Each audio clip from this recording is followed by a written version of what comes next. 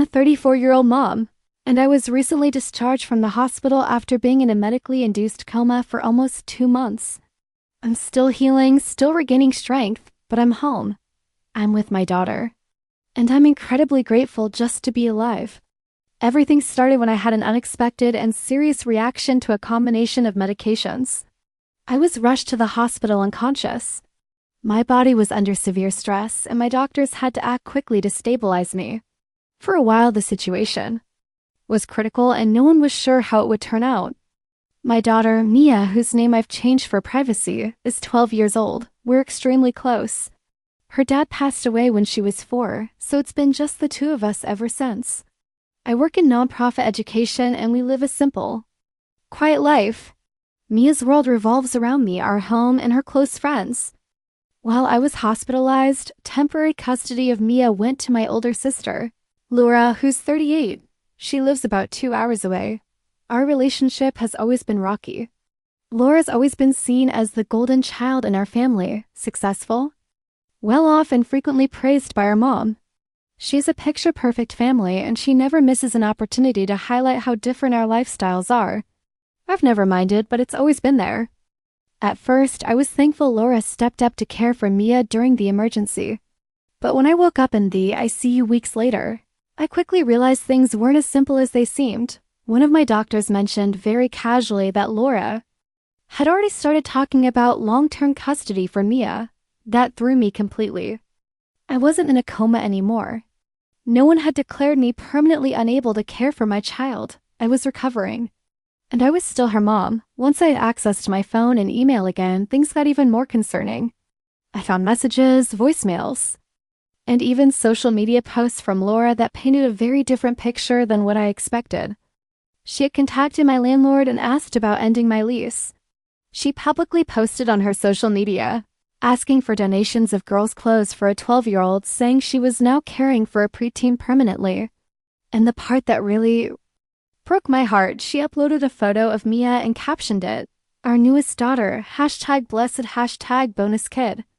It felt like she was trying to erase me. What's worse is that Mia hadn't even been staying with her the whole time. After about 2 weeks, there had been an argument between Laura and Mia. Following that, Laura dropped her off at my best friend and neighbor, Natalie. Natalie is someone I deeply trust. In fact, I'd made legal arrangements ahead of time. I'd given her a notarized letter and designated her as Mia's emergency guardian. Laura didn't inform anyone in our family, not even our mom, that she had left Mia with Natalie. Once I could speak and sit up comfortably, I joined a video call with Laura, arranged by our mom. I confronted her directly about everything she didn't deny anything. She just calmly said she was trying to prepare in case things didn't go well, and that she was doing what was best for Mia. I asked her if doing what was best included trying to rehome Mia's cat, cancel my lease, and enrolling Mia in school in a completely different district, all without even consulting my emergency contact or the documents I had put in place. She got defensive, told me I was overreacting, said she was trying to bring stability to the situation. Then she added something that really stung. She said, "Honestly, Mia is better off in our environment. She's thriving here." That comment hit me hard. But it also gave me clarity. After I was discharged and returned home, I had to spend days repairing the damage. Fortunately, my landlord was understanding. Natalie had kept all the necessary documents and communication, including emails where Laura tried to pressure her into handing over Mia for good. When I had the strength, I sent Laura a carefully written letter. I told her that what she did was not okay, that she overstepped boundaries and made decisions that weren't hers to make. I told her she wouldn't have contact with me or Mia until she acknowledged her behavior and sincerely apologized. She hasn't apologized. Instead, she messaged our mom something passive-aggressive saying, "I guess doing the right thing makes you the villain." And now my mom is caught in the middle. She says she wants to stay neutral, but keeps encouraging me to be grateful that Laura stepped in at all. I told her that being grateful doesn't mean handing over custody of my child to someone who tried to remove me from the picture. Right now, Mia is back where she belongs, at home with me and her cat. She's doing better. She's back in school, has resumed her regular routine, and is seeing a counselor to help her process everything that happened. She told me once, Laura kept calling herself my new mom. and it just didn't feel right. That one sentence said it all. I honestly don't know if I'll ever be able to trust my sister again. I don't hold on to grudges, but I do hold on to boundaries, especially when it comes to my child.